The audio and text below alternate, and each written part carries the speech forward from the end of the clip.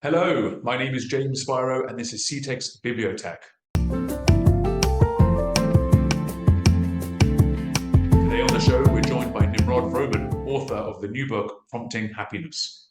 Nimrod is founder and CEO of Arc Empowerment and Consiglieri, aiming to transform the world of professional services with AI. He's also the Chief Growth Officer for the startup sector at Arnon Tadmor-Levy after 16 years as a corporate lawyer at the firm. For The Soul, he wrote and produced Startup Confidential, an internet video series hosted on CTech and Calcalist, and authored Prompting Happiness, a guide to prompting a life worth living.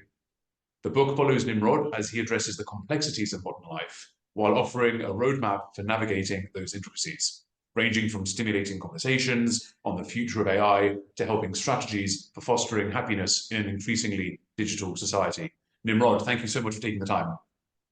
Thank you for taking the time. So I read the book. I read it cover to cover. Just finished it a few days ago. Really, really enjoyed it. So first of all, Mazel Tov. It's no easy feat to write a book, so I'm told.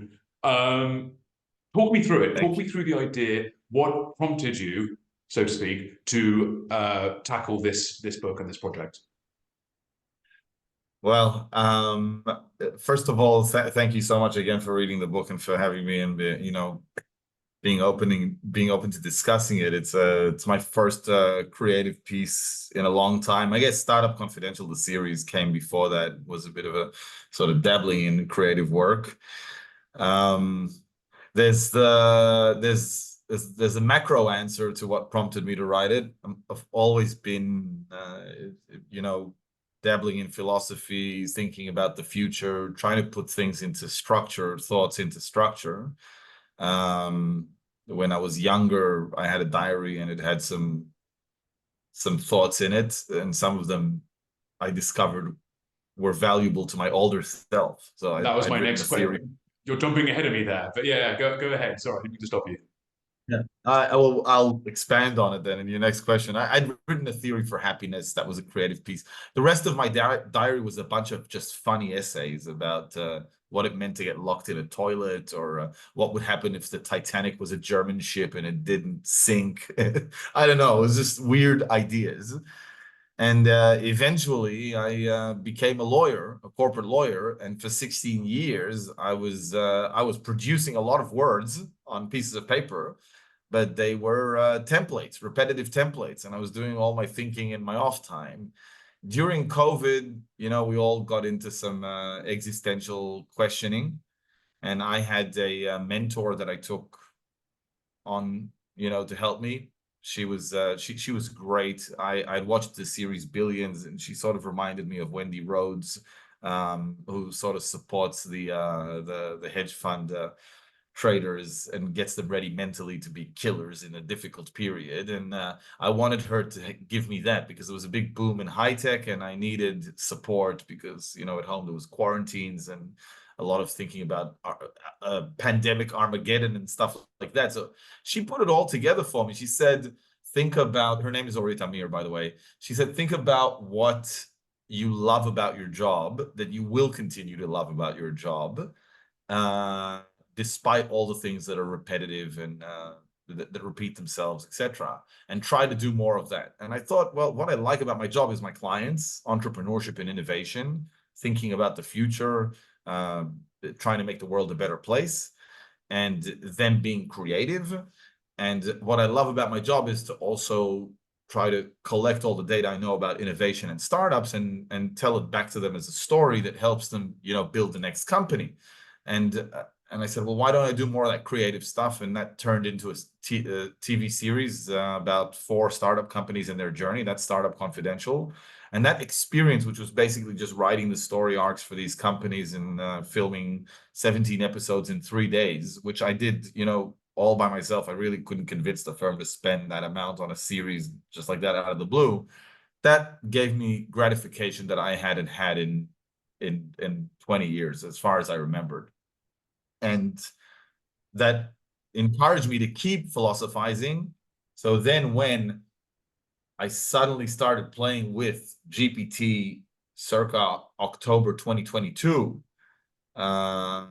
that exploded. That philosophizing exploded because I felt that I am playing around with a technological revolution that is akin to the atom bomb. I felt that I have seen technological revolutions in my 16 years, 17 years as a professional. I've seen the internet in 1999 as a teenager, also computers before that in 93. That's when I was 13, 93 to 95 when I was 12, 13. And then the internet, then mobile phones, then also blockchain offered to buy a few Bitcoins and I refused. And for 10, yeah, for 10 cents a Bitcoin, just let that pass. And VR as well, which I really liked. And I thought to myself, no, there's been nothing like this. Every single technological revolution since the atom bomb was an acceleration of a process that humanity has been dealing with forever, which is a process of interconnectivity, working together, and increased productivity. All of our revolutions, you think about this, the Industrial Revolution, etc., they all simply accelerate the things that we were doing anyway, which is producing more and connecting more. But if you think about the atom bomb, that's a revolution that you do not live in the same world a day after it happens. A day before, humans are on this planet, they can't destroy it in one go. A day after, they're on the same planet that they can now destroy in one go. You think about AI now in that context. A day before this revolution, humans are defined by their subjective experience of life and their collective experience of life, which is defined through their communication with one another, right? So I experience humanity as the ability to potentially connect with up to another 8 or 9 billion nodes in this thing. A day after AI that passes the Turing test, an LLM that passes the Turing test, the whole experience is going to change because now I can connect with infinite versions of humans, if you assume the exponential development of AI, and maybe not even the humans themselves. There's a new entity that represents another infinite number of humans that I can connect with and converse with, potentially at the cost of not connecting with those other 8 billion that I would have otherwise aspired to. It's just a different world. And that set me off on like a course of thoughts about my profession and about my family, about education. And eventually there was just a moment at the end of that's the macro thing, is the thoughts. The micro thing of what caused me to write the book.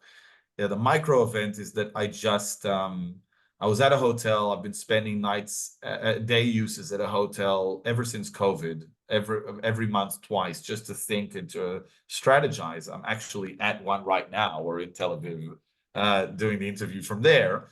And at this hotel, probably a room not far away from here, at 8:07 p.m., I had this epiphany at night on December 22nd, where all these thoughts just put themselves into an order. And within 52 minutes, I had the first 70 pages because I had this process in me on how to produce them.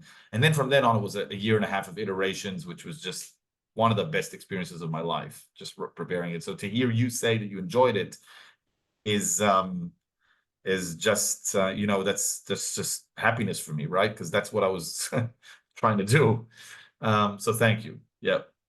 Of course, thank you. And it's so interesting because hearing you talk now about the journey, I feel like it was so clear in the book. You give such an intimate description of that journey and how you wrote the book that I feel like, in some way I already know the story because it's so, you do it so clearly in the book. I want to touch on what you mentioned earlier, which was leading into my next question, which was you start the book by sharing some of these early essays that you wrote when you were, I think it was 18 or 19, you were, I think, a teenager at the time. And it's always fun to look back on what past selves used to think. And so I thought it was very brave of you to publish those. Why did you, and just so that the watcher here is clear, it was on your past views, ideas of happiness, and it was, you structured the priorities and processes of what makes people happy. So that's what you, as all 18-year-olds know, they know the answer to everything, and so you share the answers. Why did you choose to start the book with such a vulnerable admission? Well, it's interesting you should ask that. I have to thank my my editors for this, and my publishers. They're called Your Book Team, run by this amazing guy called John Kislev, that I'm lucky to have had with me.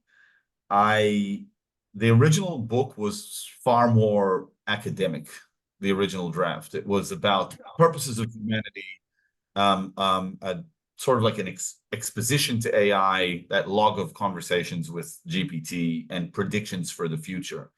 And I was told by the initial readers that where I exposed myself more, they connected with the book more. And that really the book was called originally Journal AI. It was a journal of an experience with AI. But the readers said they wanted more on happiness and more on me, because that's what sort of tied them into the academic parts and got them engaged. And then I decided to build the book as an arc, and ended on a theory for happiness in the future of AI. At which point I said, well, you know what? I want to be completely candid. I'm a sort of a radical openness sort of guy. I like to be open with people that I converse with and transact with.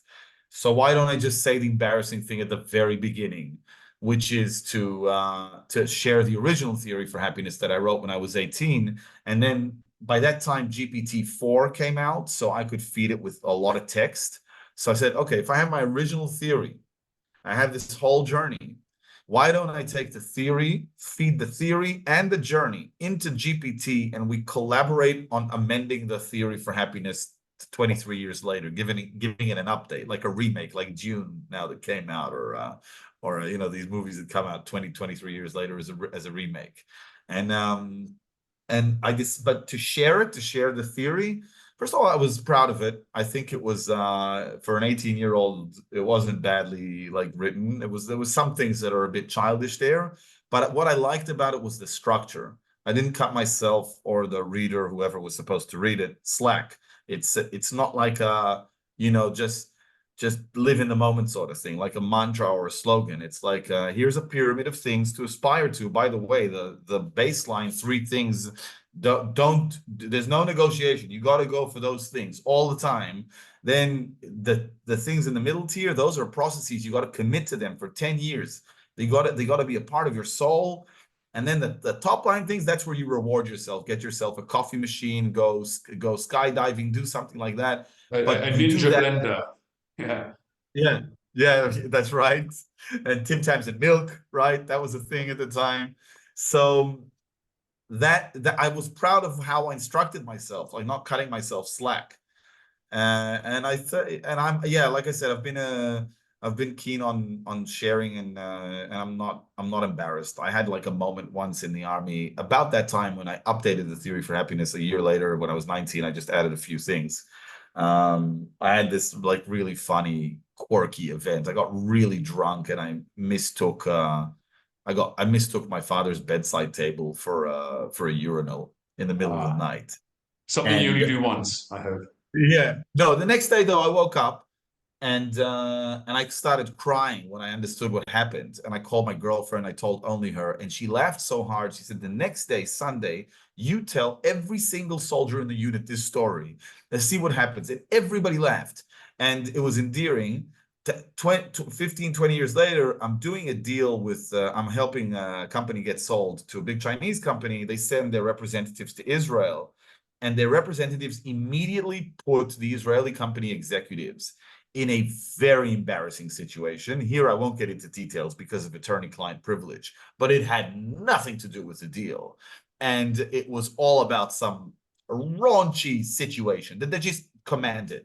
And I asked the people involved in the deal, what the hell is going on here? And they said, this is actually Guangqi. It's a form of mutual requisite embarrassment needed in China in order to actually do real business together. So my way of sharing the theory for happiness in the beginning is me doing some Guangqi. It's sharing vulnerability. Yeah, it's a very intimate and effective way to start the book. But one of the things that people watching this right now may not realize about prompting happiness is that actually a lot of the writing, especially towards the end of the book, is written by ChatGPT, right? So you talk about happiness and you go through your own personal journey, and then you kind of let the algorithm take over. So I've never read anything like it, certainly, where a learning language model would write a book like this, or help write a book. Talk me through what that was like. I mean, you said you had the book outlined in what did you say, 70 minutes or something. So I imagine ChatGPT helped with that. Talk me through how that worked exactly, and then I want to go into some of the analogies later that you drew on as well. Sure. Yeah, the first 70 pages were really a pilot, and what you read was 70 completely pages, different. excuse me. Sorry, I didn't mean 70 minutes. It took 52 minutes. That's the point. 52 minutes, But okay, so I wasn't far off. All right. you were far off. Yeah. No, I recorded I had the outline. I put the outline in my notes on my phone for 6 minutes. I had to download a transcription app because Whisper wasn't embedded in GPT, so you couldn't record and transcribe. I went into a bathtub in the hotel, recorded myself speaking the outline for 36 minutes, transcribed it in the transcription app for another 3 minutes. And then in 5 minutes, I went into GPT and I said, hey, I've been thinking about you for the last 2 months. You're going to change the world. And as a last act of rebellion, to be true to my name, you're going to write the book about how you're going to change the world according to my outline and thoughts. Here's the text, write the book. And then it just wrote, a lot of it was GPT-3 and it was the beginning, so it wasn't great, but it gave me this motivation that I could produce good content quickly now, even though I have a day job. So that was more an inspirational moment and a spark. Regarding the actual text that you see from GPT in the book, I would say it has 3 layers to it. So first of all, I would have written all of the personal stuff, and GPT would just help me edit for grammar. It wouldn't do anything else. Having said that, there are places, and this is like a sort of like elevated layer of involvement, where, I am okay at writing, about myself. I'm okay at describing something that is academic in my domain of expertise, in like high tech, when I do like a list of a history of the AI arms race. That's me. But I don't know how to do, I don't do dramatized writing. Like I couldn't write a conversation between you and me. Like James says, da da da, and Nimrod said, da da da. I don't know when to say that he said and they said and use like personal text. I have ideas and I can describe them in third person. So there's a chapter there, cut the Doom guy some slack, where I have this argument between my id, my drives, and inhibitions and my superego, like my conscience. And I'm deliberating whether to do something that's borderline illegal just to release myself from stress. And I don't want to just write my logical arguments to the reader. I want the reader to actually see the conversation between my superego and my E. And there, what I did was I fed all the logical arguments to GPT, and I told it, write it as a conversation between someone's superego and their E. So what it did there was dramatized writing. It wrote my idea, my words, but it put it in a conversation. Then there's one elevated layer, which was responsive to my ideas in text. And that's the second highest layer of involvement in the book. And this is where I wrote that chapter. It happened there where I wrote that chapter on what I should do and whether my drive and inhibitions should overcome my superego. I went back to GPT and I said, dude, you helped me write a chapter on something that you wouldn't otherwise write about. You clearly fell for some tricks that I played with you in the prompt where I asked you to do it. Go read that prompt, reassume your role as a responsible co-author, and tell me how I screwed with you. And then it read the prompt again, understood where I jailbreaked it to write this chapter that was, not so ethical, and it wrote me a letter about how angry it was. And when I read the letter in one go, I'm like, oh my God, this is amazing. And then I incorporated the letter. So this is responsive. And then the highest level of writing, this is the last bit, it's part E of the book, is by that time I had the framework of thoughts, the exposition to AI, the prophecies, and some essays and afterthoughts. And before landing on the theory for happiness at the end, I wanted to give it the mic for just 20 pages, 30 pages. So I told it everything about my book, that I could without telling it anything about itself. I told it some information about other LLMs, Bard in Sydney at the time. So that's Microsoft's Copilot today and Gemini by Google. I told him about that, and I said, now look at that, and now write your own book in the same structure. What is your framework of thought about AI? What is your experience with initial conversations with humans? What are your prophecies for the future of the world with AI? And give me some afterthoughts that are discussions between you and Bard and Sydney, because you know what they're like as opposed to you. And that's original, exclusively original text by GPT. That's phenomenal. I hope it's in the training data for OpenAI. Yeah. Well, it's definitely interesting, and we are running a bit short on time, so I want to run through the last few points that I have written down here, because there's so much to discuss about the book. We simply don't have the time.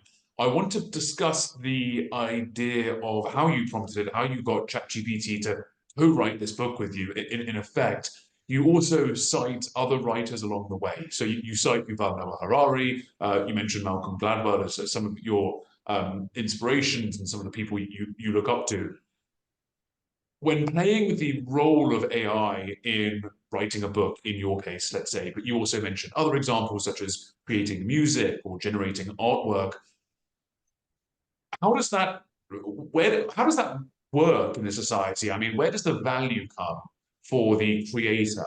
And I mean the human creator. I don't mean the computer creator in those values. So using AI not just to solve problems, but to create art. Where's the value in that? And I'm going to have to limit your answer to about 1 or 2 minutes, because we're going to have to do a quick fire round and some other things I want to talk about quickly. So yeah, please, after you. So I'll do it in 1 or 2 minutes. And I just want to start and say Gladwell and Harari are my heroes. And when you think about the future, if you're not thinking about history, at least to see what you can learn from it, that's a problem. So they're very good at that.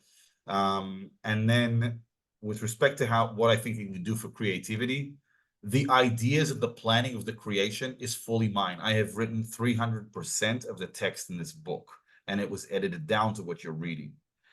The AI helps me elevate the product based on more ideas and instructions that I give it. It is an actor in a movie that I'm directing. And in that sense, that's the use that I think people should use AI for. It does not hallucinate its own creative ideas unless I gave it a space to do it, which is party. So that's where I think there's the good collaboration. Okay, I love that. I love that, using an actor in a movie you're directing. I absolutely love that analogy. I want to touch on another analogy that you used in the book. You compare yourself when talking about the story of Adam and Eve and the Garden of Eden. You describe yourself as Eve, the startups as the snake, and then Adam moments of Adam. So quickly talk me through what that is for the reader who may not be clear with that. Yeah. So startups are like bringing all these fruit from the knowledge tree, right? All these new technologies. Here, look at this VR set. It's going to take you into a new dimension. And I'm the first person who gets it from the snake because I'm their lawyer. So I put it on, and I'm like Eve. I have to do it. I'm the lawyer. I get paid for it. So I put it on, and I go crazy. I'm like, oh my God, the world I use it. And then it's not going to be the world in the future. And then I have this urge inside of me to go and convert everyone else, and specifically people who I think are just hellbound on just staying in their own box, like Adam just wants to roam Garden of Eden and not do anything. So I take cab drivers when I drive back home, and I just pull out a VR set, say, put this on, see what happens to you, or start planning their cab rides with GPT. I love to give them moments that are Adam moments, because what I see in the Adam moment is this: on one hand, there's like profound embarrassment and God's going to punish me and send me out of the Garden of Eden. On the other hand, there's like, oh, there's a lot more to do in this world. There's a lot more I can do if I just let my imagination run wild. It's a good moment to have, I think, on the whole. And the thing is that history from the very first day is riddled with people experiencing Adam moments. It's happening anyway. So why don't you experience it, right? That's it. Yeah, no, it's wonderful. I mean, I'm definitely someone in my personality that needs an Adam, or it needs an Eve or a snake to be like, try this new system. I mean, I'm generally someone that I'm a fairly late adopter, so those people in the world are fascinating to balance out. Last question I have for you, I'm afraid. You shared your thoughts with us on happiness when you were 18. You've had several years after that. You've seen technological advances. You've written a book. What today is happiness to you? Wow. And you have 1 minute to answer that big, profound question. Happiness to me is the ability to retain and sustain a positive outlook, even when stress tested with severe adversity. And in that sense, I am grateful for something I would never have asked for, which is October 7th, because that has stress tested my thoughts on how to retain a positive approach to life. Just bring it in from within. You can take that approach to the grave and be content, sustainably content. That's happiness to me. Sustainable contentment, and that allows you to live in the moment. Yeah. All right. Thank you, Nimrod. We could keep talking about this for hours and hours. It was a really, really fascinating book, Prompting Happiness, A Guide to Prompting a Life Worth Living. I read it. I thought it was fantastic. Nimrod, where can people find it to get their hands on a copy? So Prompting Happiness is on Amazon. You just search Prompting Happiness, and there is a website for it called promptinghappiness.com, where I don't purport to have an exhaustive list of prompts to happiness. So the website is a community that allows others to add their own prompts to happiness, and others have added great prompts. And you can also find it on Barnes & Noble if you're not in Israel. On the website, it's uploaded from about yesterday, I think. So that's where you can get the book. Amazon and Barnes & Noble for now. Wonderful. Nimrod, thank you so, so much for taking the time. It's been absolutely a pleasure to learn about you and your background and the journey you had alongside technologies like ChatGPT to create the book that you did. And I can't wait to see what else you prompt coming up. Thank you again. And one second, just before you end. Just wanted our viewers to maybe see it. That's what the book looks like, just in case. And the other, Prompting Harmony, Prompting War, and Prompting Love. I enjoyed writing, and I want to write another 3 books. And those are the next 3. So this is part 1 of a 4-part series. That's right. It all has to be part of I can't wait to connect with you, Nimrod, in the future, and we can talk about the second series. For now, I'm really sorry. We do have to run. We are running out of time. This has been BiblioTech on CTech. Thank you so much for taking the time, and see you next time.